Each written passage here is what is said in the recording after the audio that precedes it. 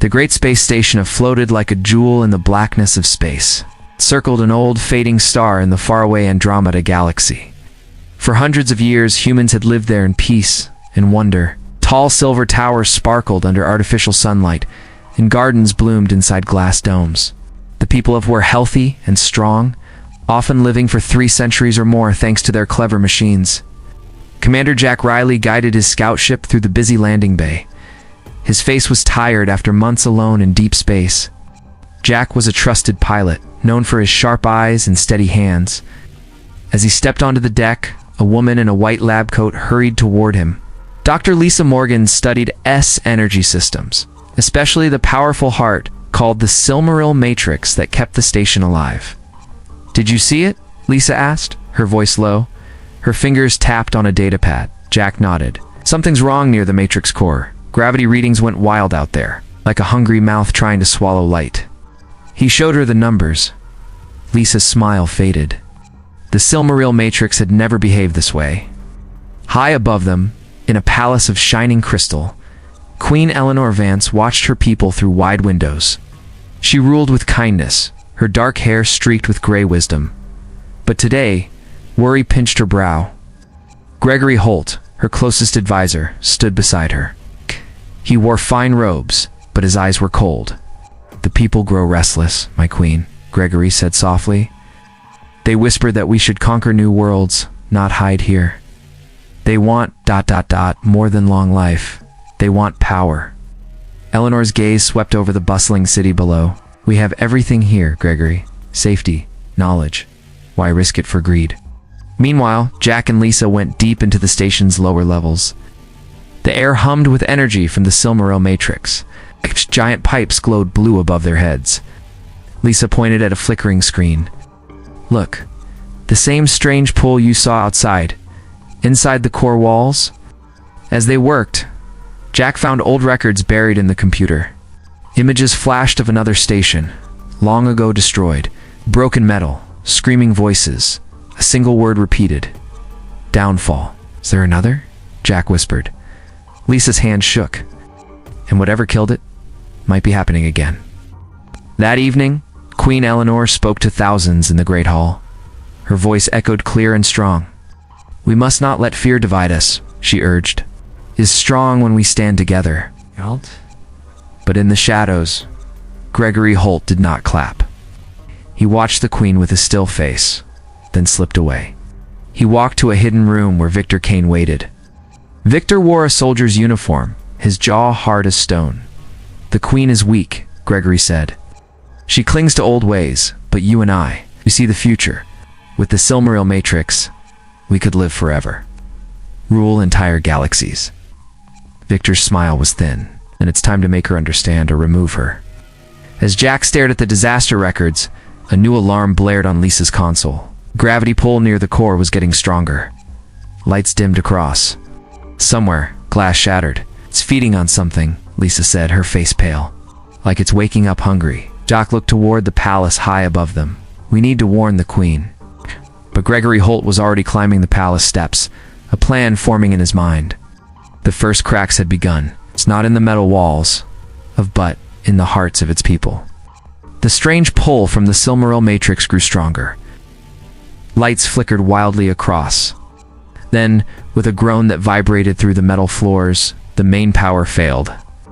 Darkness swallowed the great space station. Emergency lights snapped on, casting long, scary shadows. Panic spread. People stumbled in the dim corridors. Jack Riley and Lisa Morgan clung to a railing as the station trembled.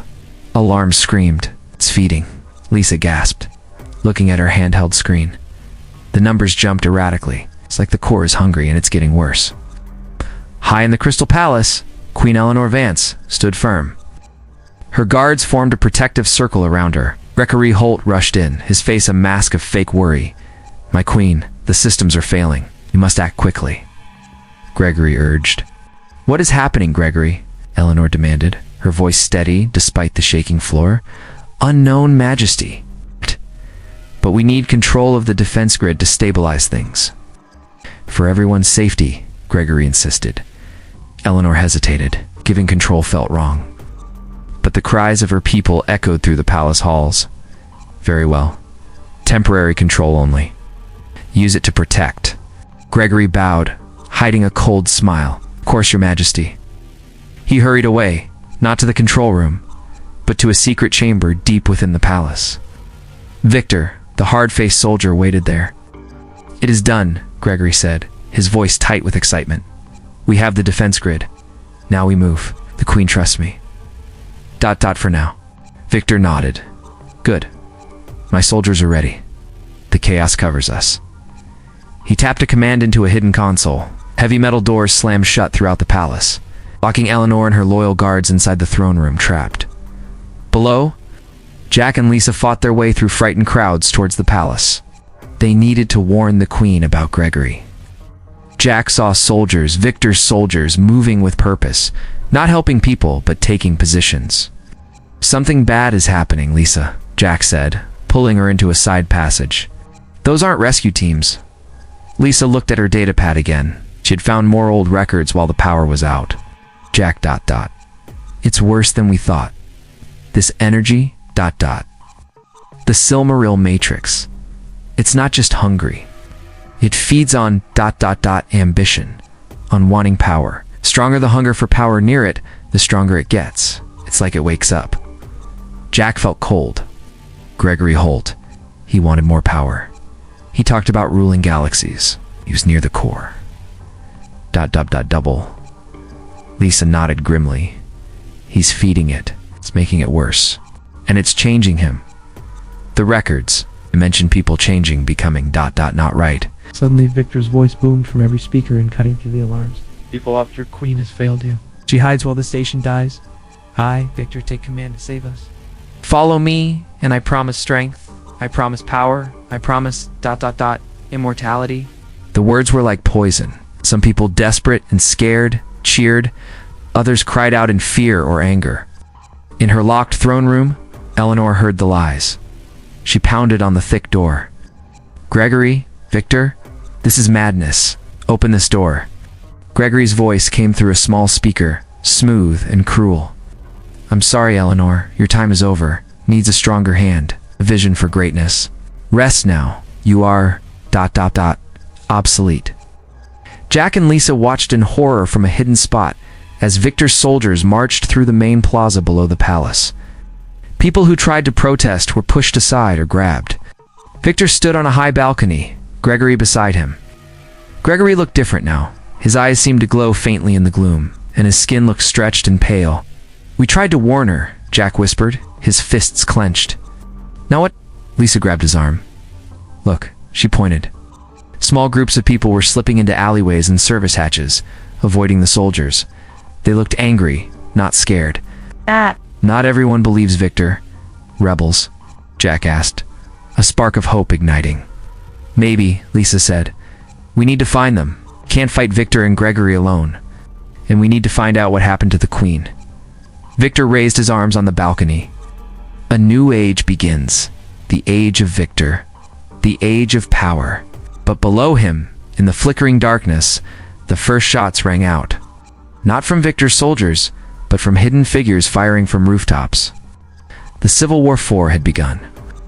Jack and Lisa crawled towards the fight, knowing the Queen needed them, and the true enemy wasn't just Victor, but the dark energy growing stronger with every act of greed and ambition. The gunfire echoing through lower levels was the sound of hope dying. Jack Riley and Lisa Morgan pressed themselves against a cold metal wall in the grimy Undercity, far below the glittering towers.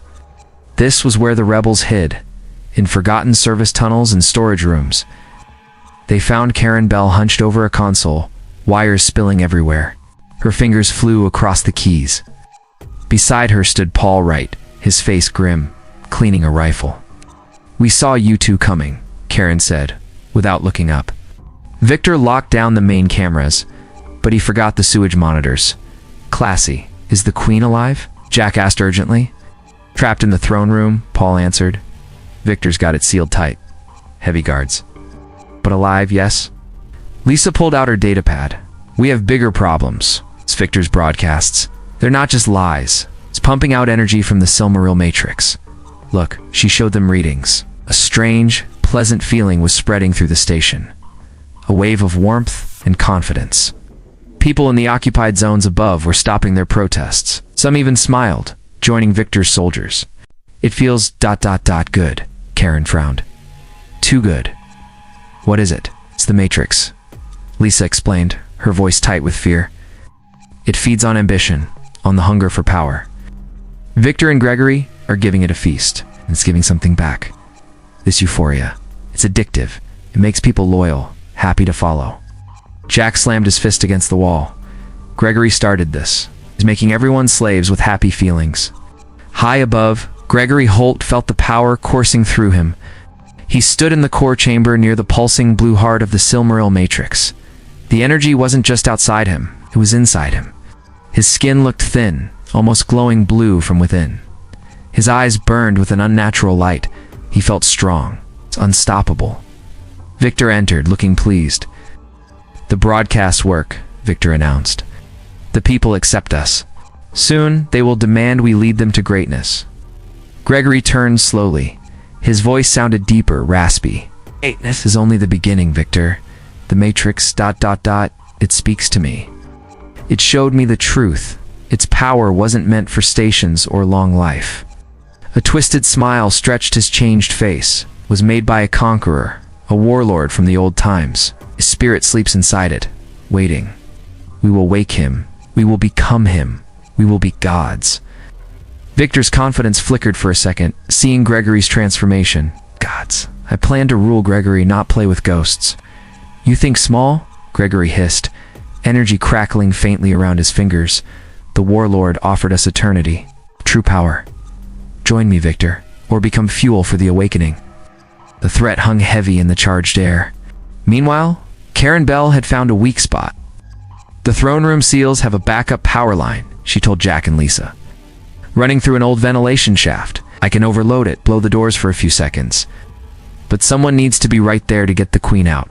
I'll go, Paul said immediately. Know the palace service ways. Be careful, Lisa urged. Gregory... He's changing. The Matrix is changing him. Paul slipped away into the dark tunnels. Jack, Lisa, and Karen worked on the overload. Suddenly, Victor's voice boomed again, thick with the euphoric energy. People of feel the strength, feel the power. This is your destiny. Embrace it. Soon we step into eternity together. The pleasant wave washed over them stronger this time. Karen swayed, a dreamy look crossing her face for a second before she shook it off violently. Fight it, Lisa yelled, grabbing Karen's arm. It's a trap. Down below, Paul reached the hidden vent near the throne room. He placed the small charge Karen gave him. Kaboom, the blast was contained but loud. The heavy doors buckled inward. Inside, Queen Eleanor and her few remaining guards were ready. They surged out as Paul yelled, "This way, hurry!" Gregory, sensing the disturbance near the throne room from the core chamber, snarled. The queen escapes. Send soldiers. Crush them. Victor barked orders into his cum. Eleanor and Paul ran, guards covering their retreat. They turned a corner and almost crashed into Gregory himself. He blocked the passage, radiating unnatural energy, his form unsettling. Eleanor, he rasped, running. How ... human. Eleanor faced him, her regal bearing untouched by fear. Gregory, look at what you've become. This isn't strength. It's corruption. Remember who you were. Remember your family. For a fleeting second, a shadow of the old Gregory, the advisor, flickered in his glowing eyes. Pain crossed his twisted face. Then the blue energy surged brighter, swallowing the hesitation. His voice became a guttural growl. Weakness. I am more now. I am power. He raised a hand crackling with energy. Paul shoved Eleanor behind him, raising his rifle. Go, Majesty. Now, he fired at Gregory. The energy bolts seemed to fizzle against the aura around him. Gregory laughed, a harsh grating sound. Eleanor ran, grief and fury warring within her. Behind her, she heard Paul cry out. She didn't look back. Jack, Lisa, and Karen heard the fighting getting closer. Victor's soldiers were pouring into the Undercity district where the rebels hid. They were cornered near the main reactor access tunnels. We need to get to the core. Stop Gregory, Lisa shouted over the blaster fire. But how? Jack yelled back. Returning fire? There were too many soldiers. The way was blocked. He looked at his small, battered scout ship, the one he'd flown for years, parked nearby in a maintenance bay. An idea, desperate and terrible, formed. Get everyone back, Jack ordered, pushing Lisa and Karen towards a heavy blast door. Get to the deeper tunnels. Now, what are you doing? Lisa screamed. Buying time, Jack yelled. He sprinted towards the ship, leaped into the cockpit, firing up the engines. The small ship lifted, engines whining. He aimed it straight at the main entrance tunnel, where Victor's soldiers were massing, cutting off the rebel escape. Jack, no, Lisa's scream echoed. Jack Riley pushed the throttle to maximum. His ship rocketed forward like a missile. It slammed into the crowded tunnel entrance, in a blinding, deafening explosion of fire and metal. The shockwave blew rebels and soldiers off their feet. The tunnel collapsed in a heap of rubble and smoke, sealing off the soldiers. Silence fell, broken only by crackling flames and the distant hum of the station. Lisa stared at the burning wreckage, tears streaking her face. Jack Riley was gone. The silence after the explosion was heavy. Dust filled the air near the collapsed tunnel. Lisa Morgan stared at the burning wreckage of Jack's ship, her heart a cold stone. He was gone. Karen Bell grabbed her arm, tears cutting paths through the grime on her face. No time, Lisa. They'll find another way around. Paul Wright pulled them both back, his expression hard. Queen Eleanor Vance stood tall, though her eyes held deep sorrow. His sacrifice bought us moments. We must use them. They fled deeper into the Undercity's maze, Victor's soldiers already hammering at the blocked tunnel. Eleanor knew they needed a plan. Gregory and Victor, she said, her voice low but clear. They are at the heart of this sickness, the Silmaril Matrix core. Lisa nodded, wiping her eyes. The core. It's beneath the palace throne room. That's where they'll be, where the warlord's spirit is trapped. She remembered the ancient records. Destroying it, it would kill everyone on. The energy release is too big. A grim thought settled over them. Eleanor looked around at the tired, scared faces of the few rebels who had made it with them. Then we cannot destroy it. We must... cure it. Cure it? Paul asked, confused. The record spoke of its nature. Lisa explained quickly. It feeds on ambition, greed, the hunger for power that makes it strong. Victor's broadcasts pump out that energy, addicting people. But what if? What if we fed it something else? Something opposite? Eleanor's eyes met Lisa's. Empathy, the Queen said softly. Connection. The things Gregory and Victor have cast aside. The things that hold humanity together. Karen snapped her fingers. The broadcast system. Yeah. Victor uses it to send out the addictive energy. I can hack it, if the Queen speaks. If she reaches the people. Double quotes. Hope flickered. Fragile, but real. But it's the only plan we have. Using old maintenance maps Karen found, they navigated forgotten tunnels. These were ancient, built long before the gleaming towers above, damp and smelling of metal and age. They climbed silently, heading upwards towards the palace foundations. The distant sounds of fighting and the unsettling hum of the Matrix grew louder. Deep within the palace, Victor Kane stood before the Silmaril Matrix core. It pulsed violently, no longer a steady blue, but swirling with sickly green and black energy. Gregory Holt was almost unrecognizable. His body seemed stretched and thin, glowing faintly blue from within. His eyes were pools of cold light. He chanted strange words, hands raised towards the core. It is time, Victor. Gregory rasped, his voice echoing unnaturally. The warlord stirs. Offer yourself. Become his vessel. Become a god. Victor, drunk on the power flooding the chamber, stepped forward. Immortality, dominion, he roared. He placed his hands on the core's control panel. Energy surged, wrapping around him like living lightning. His body jerked, his back arched. Scream tore from his throat, a scream that seemed to have two voices, his own and something deeper, ancient and cruel. His skin began to shimmer, his features twisting. Eleanor, Lisa, Karen, and Paul emerged from a hidden vent directly into the vast core chamber. They saw Victor convulsing, changing. They saw Gregory, a monstrous shadow of a man. They saw the core, a chaotic storm of corrupted energy. "Now, Karen," Eleanor commanded. Karen dove behind a console, her fingers flying. "Hacking main broadcast, ... Got it. You're live, Your Majesty. To everyone." Eleanor Vance stepped forward into the open, ignoring the danger. She faced the core, her voice amplified across the entire station, cutting through Victor's energy broadcasts.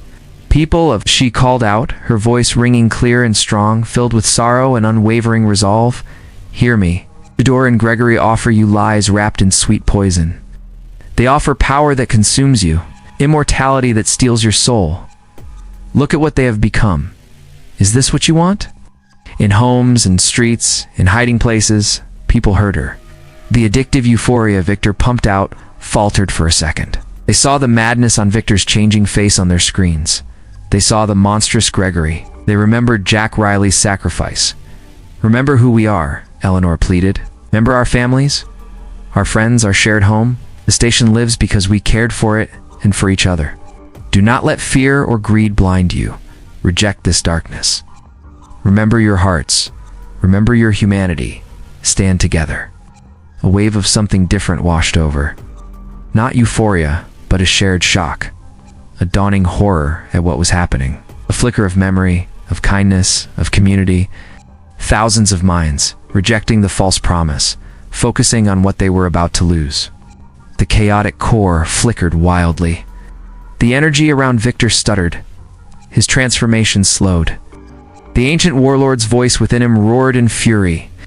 "No, Gregory," whirled, his glowing eyes fixing on Eleanor. "Silence her," he shrieked. Victor, caught between his own form and the warlord's, raised a hand crackling with unstable energy. His face was a mask of rage, both his own and the ancient conqueror's. He fired. A bolt of raw, corrupted power slammed into Queen Eleanor. She gasped, staggering back. Lisa screamed, rushing to catch her as she fell. The Queen looked down at the wound, then up at the monstrous figures before her. Her face was pale, but her eyes burned with defiance. She gripped Lisa's hand. "End this," she whispered, her voice barely audible over the core's angry hum. "Use ... the light. Inside us all." Her eyes closed. Lisa held the Queen, feeling the weight, the terrible cost. The broadcast was still live. Had just seen their Queen struck down. The silence across the station was absolute, heavy with grief and a new, terrible resolve. Victor, not Victor, howled in triumph, but the corrupted core pulsed erratically. Weakened by the surge of collective empathy and shock, the fight wasn't over. The silence after the Queen fell was thick and terrible. Lisa Morgan cradled Eleanor Vance in her arms, feeling the life fading from her. The Queen's final words echoed in Lisa's mind. Asterisk, end this. Use the light inside us all. Cross. People had seen their Queen struck down. The false feeling of happiness Victor created vanished, replaced by a wave of shared grief and anger. The corrupted Silmaril Matrix core pulsed wildly, its sickly light flickering as if confused. Victor, his body still twisting between his own form and something ancient and cruel, roared. "Fools, she is nothing. I am eternal." He raised his hand, crackling with unstable energy, aiming at Lisa and the fallen Queen. Suddenly, a figure burst from a side vent near the core chamber entrance. Covered in soot and blood, limping badly, it was Jack Riley. He had somehow crawled from the wreckage of his ship. His eyes locked on Lisa holding the Queen, then on the monstrous Victor. Pure rage surged through him. He snatched a fallen soldier's rifle. "Victor!" Jack bellowed, firing wildly to distract him. The energy blast meant for Lisa went wide, scorching the wall. Victor snarled, turning his attention to Jack. "The fly lives." "Then die again." He unleashed another bolt. Jack dove behind a console as the blast exploded where he'd stood. Smoke filled the air. Lisa saw her chance. Leno's pendant. The symbol had felt warm against her own skin, where the Queen had pressed it. Asterisk used the light inside us all, Lisa understood. The core fed on dark ambition. Eleanor had shown it could also feel the opposite. Human connection, empathy, love. The Queen's last act was the key. Karen, Lisa yelled over the chaos. Help me! The core console. We overload it, but with this. She touched the pendant, then her own heart. Karen Bell scrambled to Lisa's side at the main control panel. The Queen's broadcast. The people. ... They're feeling. Can we channel it back into the core? Like feedback? Yes, Lisa said. Her fingers flying over the controls Karen bypassed. But it needs a focus. A heart. She looked down at Eleanor, then at the pendant. She gently placed the pendant onto the main control node. Do it, Karen. Route all broadcast energy reception back into the core matrix. Right here. Karen worked frantically. Got it. Routing now. Hold on. A low hum began, building rapidly. The core reacting to the sudden influx of raw, collective human emotion. Grief for their queen, love for their home, rejection of Victor's lies, started to vibrate violently. The chaotic green-black light began to fracture, pierced by threads of pure, clean white light. The chamber shook. Victor screamed, clutching his head. Stop it! You cannot! The ancient warlord's voice within him warred with his own terror. Gregory Holt, a glowing, twisted husk near the core, shrieked as the white light touched him, burning his corrupted form. He collapsed, dissolving into wisps of smoke and blue embers. Victor stumbled, his transformation reversing and twisting uncontrollably. He saw Jack Riley charging him, fueled by fury and loss. Victor gathered his failing energy for one final blast. You lose, pilot? Jack didn't stop. He saw a sharp, broken shard of the core's shattered outer casing lying nearby. He lunged, grabbing the shard as Victor fired. The energy bolt seared Jack's side, but he kept going. With a desperate cry, Jack drove the glowing shard straight into Victor's chest. Victor froze. His eyes, one moment human, the next ancient, widened in shock. Sound like breaking glass came from within him. The dark energy holding him together fractured. In-no... ... Eternity... ... double quotes. He choked.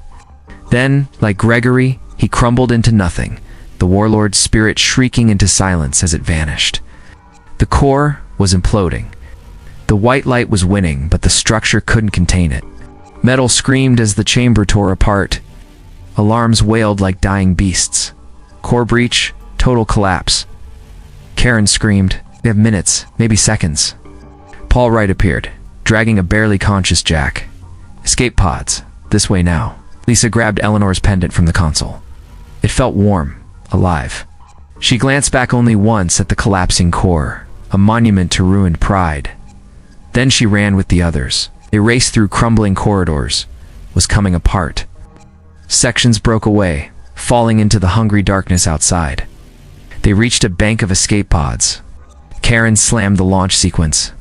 Paul shoved Jack inside one pod, climbing in after him. Karen jumped into another. Lisa, hurry, Karen yelled. Lisa dove into Karen's pod just as the hatch slammed shut. The pod blasted away from the disintegrating station, through the small viewport. Lisa watched the impossible sight. The great jewel of home for centuries shattered. Towers snapped. Ardens exploded into frozen dust. The mighty Silmaril Matrix core flared one last blinding white light, then vanished as the entire structure crumpled inward before being swallowed by the dying star it orbited. Silence filled the pod, heavy with loss. Thousands of other tiny pods dotted the dark space around them, carrying the survivors.